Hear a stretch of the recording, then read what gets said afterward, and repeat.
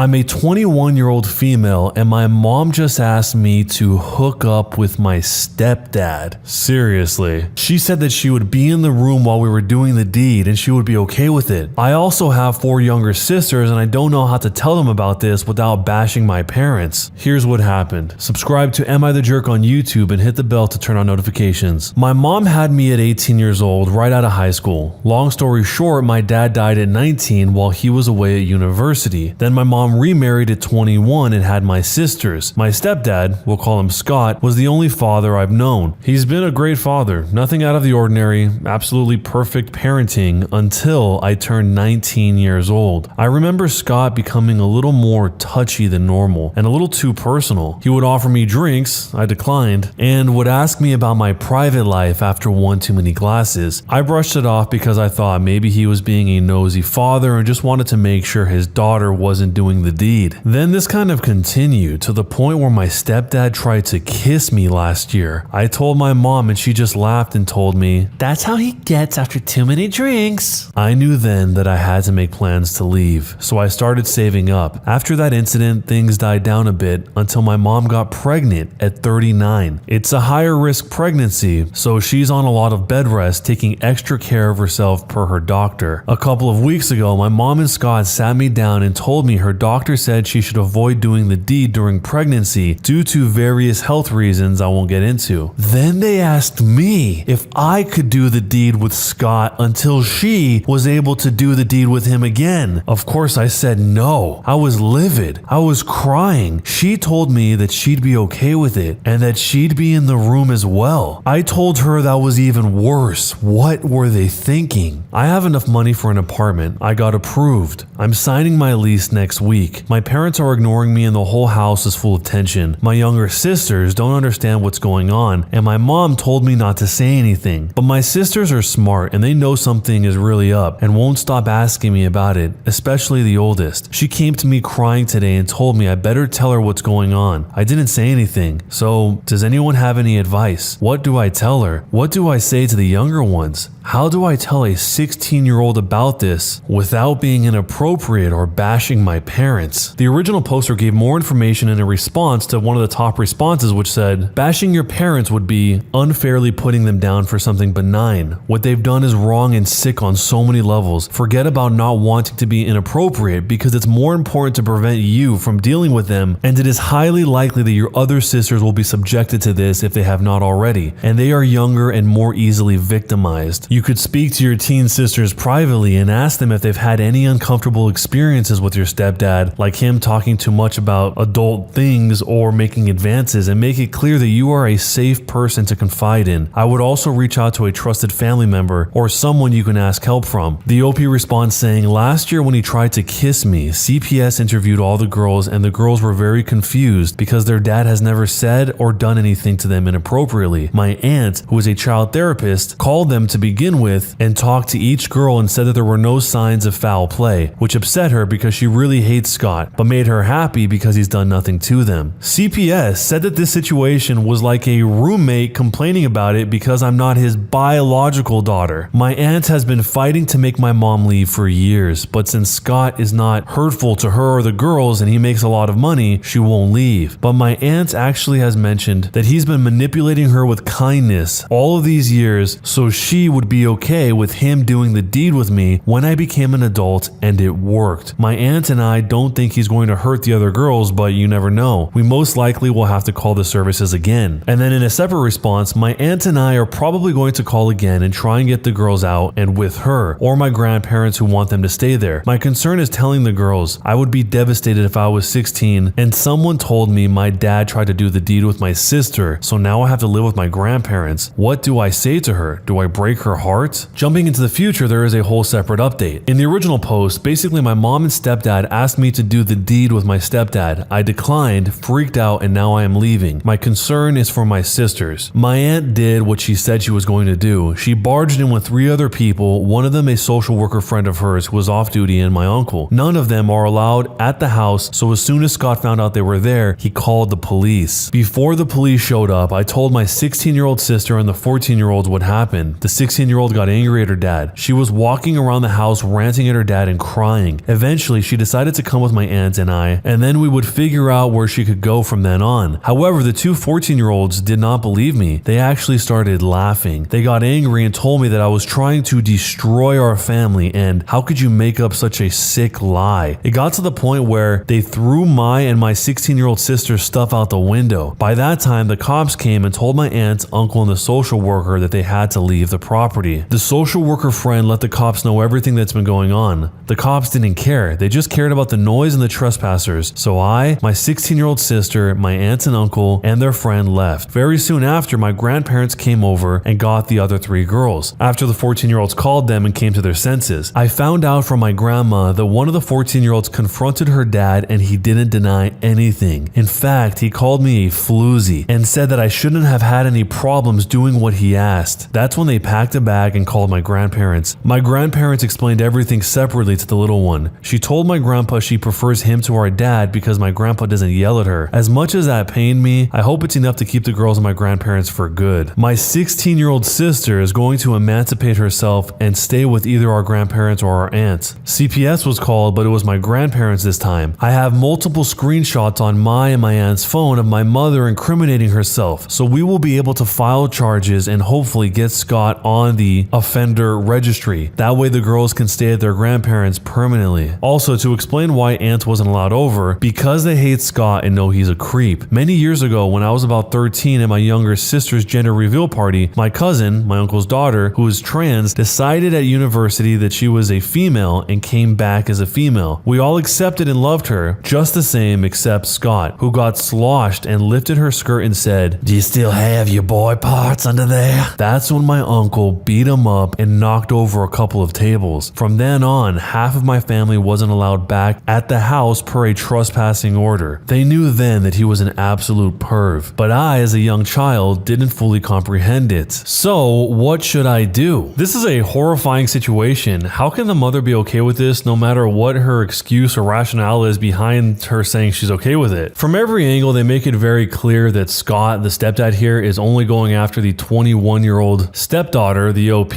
and that he's never done anything like that to the other daughters, the younger ones. But who's to say that he won't do that one day? And I know the people that showed up from the services said that, well, you're not biological, you're more of like a roommate, and they are his biological kids. But the difference is that he raised the OP. Isn't there some sort of fatherly bond that would be fostered during that time that would prevent you from doing this? And about the whole concept of being afraid to bash the parents or breaking the hearts of the other daughters, there was a good response that said, you will never be the one to break her heart in this situation. It's your mom and stepdad who are breaking her heart. You are just the one who has to tell her. None of this is your fault. You are not responsible for the trauma inflicted on anybody here. It's much easier said than felt, I know, but I can't articulate how strongly I believe this. Their trauma will involve you, but it will never be because of you. You're a good sister, a really, really amazing sister. And I think that's the part that the OP is conflating. She's afraid to tell the sisters, or at least she was before the update, because she doesn't want to break their hearts, but this situation is not because of her. Even if it does involve her, even though that might feel like it's one and the same, it's not. I don't know if you can really ever get over that sort of betrayal from both your mom and your stepdad, if it could ever be normal again. And even after a few years pass, how can you go to a holiday event, see your mom, and just pretend like everything's normal when you know in the back of your head that she was basically just trying to sell you off to her husband? And probably the most shocking part of the whole thing is even after he gets caught, and he doesn't deny anything, he calls the OP a floozy and said that she should have had no problem doing what he asked. So even after all that, he still thinks that he's in the right. The situation is sad. I feel bad for the daughters. I hope they can stay with the aunts or the grandparents and not have to go back into that environment. But let me know what you would do if you were the OP in this situation. How would you handle something like this when it seems like most people aren't taking what you're saying seriously, referring to the protective services as they called, because you're stuck in this conundrum where you're considered a roommate, but your sisters haven't had anything happen to them, so they won't do anything. Where do you go from there? Let me know down below. My girlfriend of a year and a half just broke up with me to be with my roommate, and I just heard them through the wall. As the title says, we broke up. It was about 6 months ago, and it was semi-amicable. We broke up because she was developing feelings for my roommate. Admittedly, they are more compatible, and he's an upgraded version of me, so I can see why it happened. This isn't an evil thing. Both asked my permission to start dating, and they don't do any PDA, public displays of affection, while I'm around. I still consider them my friends, and I just want them to be happy. For the most part, they are quiet at night. If I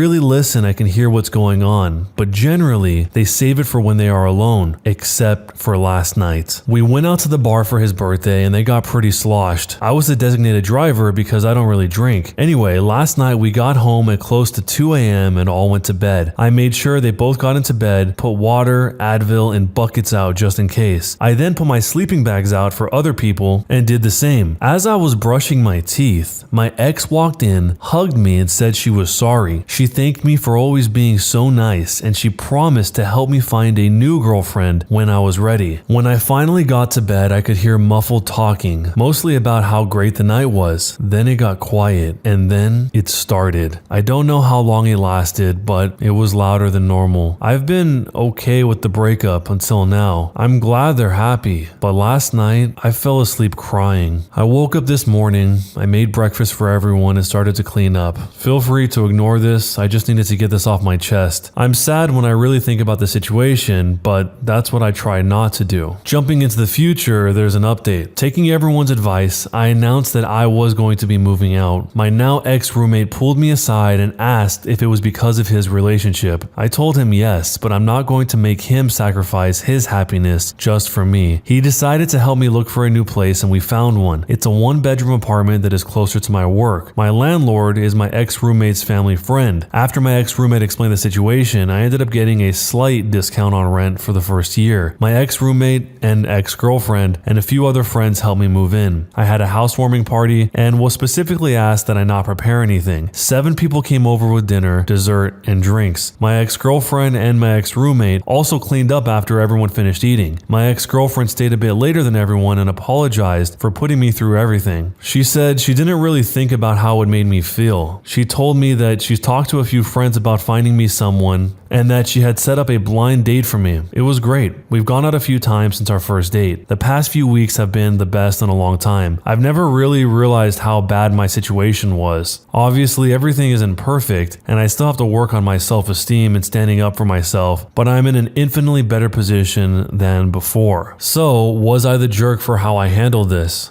I don't think most people on earth would be that patient or that understanding or even that forgiving because he's obviously hurt. The girlfriend finally recognizes at the very end that what she did hurt him, and she said that she didn't really think about how it made him feel. That's just a tough situation. To be okay with living like that for 6 months. That's how long he was there before finally deciding to move out after his girlfriend left him for his roommate. Oof. To be honest, this guy does sound like he has some self-esteem issues. The fact that he said that this roommate is the upgraded version of him says a lot about how he sees himself and his own self-esteem, and hopefully he's able to work on that over time. But if this was you and it was your boyfriend or girlfriend that started dating your roommate, how would you deal with that situation? How would you handle it? Let me know down below, and jerk or not a jerk, and why. I made my ex-boss lose $25,000 of his salary. I used to work at Wendy's as a manager. It was already a crappy job, but my general manager was nice and most employees were easy to deal with. All of this started when I was already working about 65 hours a week. I was offered a $100 bonus to work one of my only days off. I decided to do it, and later that week, before I had been paid, I was asked to come in again. I said this time I would like $150, as at this point I had worked almost 23 days without any days off. They said they'd do it, so I went in. Jump forward 3 weeks, I've been asking about my money for a while now. I am told by my general manager that I could speak to my district manager as he would be in later that night. The conversation goes like this. Me saying, hey, do you know what's going on with the bonus? I'm owed $250 with both the days. The district manager said, well, that's why I came here. The store's been having trouble making money. So basically, he's telling me that my performance isn't good enough. At this point, I'm working dinner rush and the whole night with me and 3 others, my girlfriend, best friend, and other friend that have grown close. The district manager says, your shift isn't making much money as the others. I'll tell you what, your drive time is higher. I respond and say, well, we're doing all we can. It takes extra time when we only have half the number of people with the same amount of customers. The district manager says, says, that ain't right. That's really no excuse. When am I going to receive my bonus? My district manager was a very sheepish man, so he is very obviously scared when he tells me this. He says, well, we can't give you a bonus until the revenue rises and drives the time going down. I am speechless at this point. The rest of the conversation was a blur. I grew up on the south side. You don't mess with people's money. A day passes and I've had time to collect myself and speak to my entire crew. Everyone agrees to walk out with me, so I call my district manager. The phone starts to ring, but then it cuts off. He declined my call, so I called him again and again and again. Finally, I just left him a voicemail. I said, look, Jacob, you need to talk to me. You have until 8:45 to call me back or all of night crew is done. At this point, it's 7:30. I go into my office and start watching my boss's email. She leaves it open and logged in. I figured he would probably email her before calling me. Around 20 minutes of watching this email and boom, an email pops up. It's titled, Emergency, Lonnie. This idiot put my name on the email, so of course I read it. Long story short, in the email was him trying to make sure my general manager was going to be ready to go to work. AKA, he wasn't going to call me or give me my money. So I get all my people together and we walk out, leaving everything out, all the meat, all the toppings, the fryer, everything. We left the Wendy's. The next day, I turn in my keys. About a week later, I'm called by my brother. I say, what's up? My brother says, Jacob lost all of his stores. He has to go back to Indiana. My brother worked at the store as well. If you don't know, district managers' pay is based on the amount of stores they have and how much they make. When he moved to Indiana, his wages got reduced from $65,000 a year to about $40,000 a year. All of this, just over $250.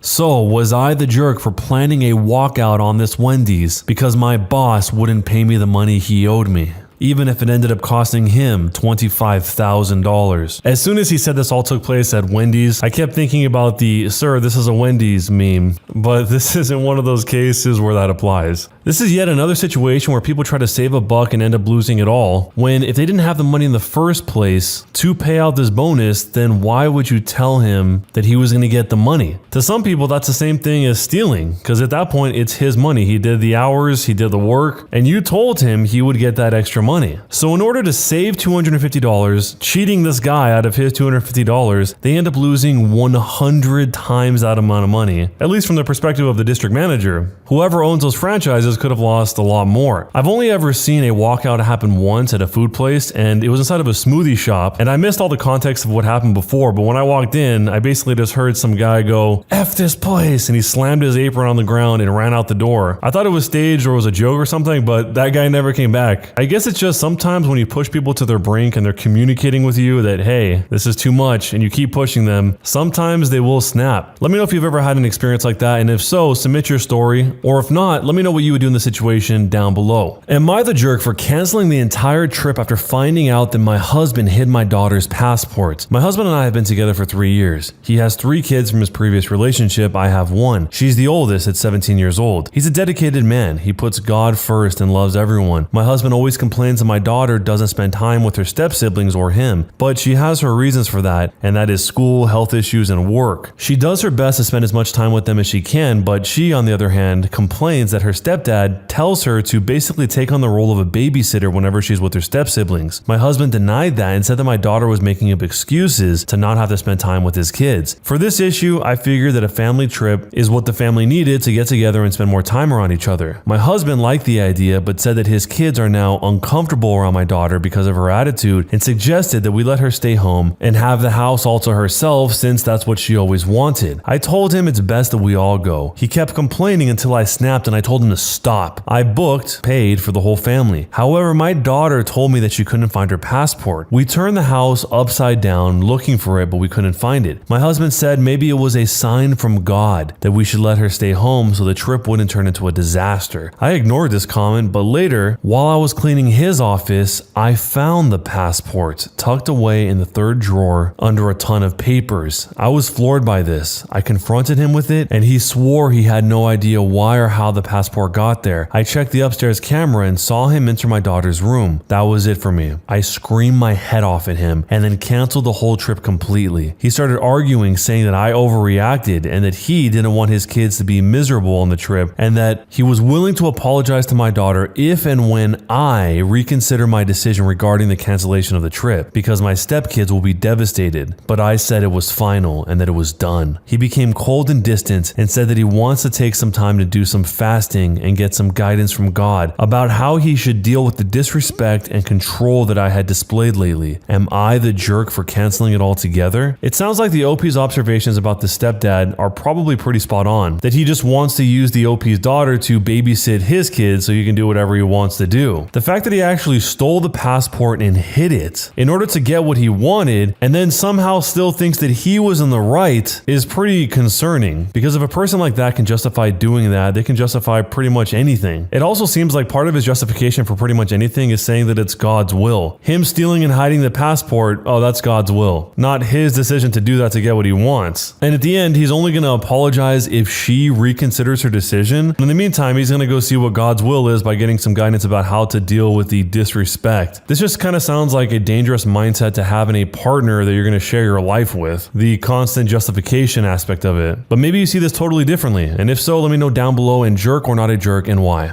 When you subscribe, make sure to hit the bell to turn on notifications. To finish listening to all the stories in this series, use the playlist at the top of the description. And next time you live stream, use the cream of the crop music. Search for Cream of the Stream on Spotify or whatever music platform you use for copyright-free music to use for your stream. It's free, Cream of the Stream. Either way, thanks a lot for listening. I'll see you guys next time.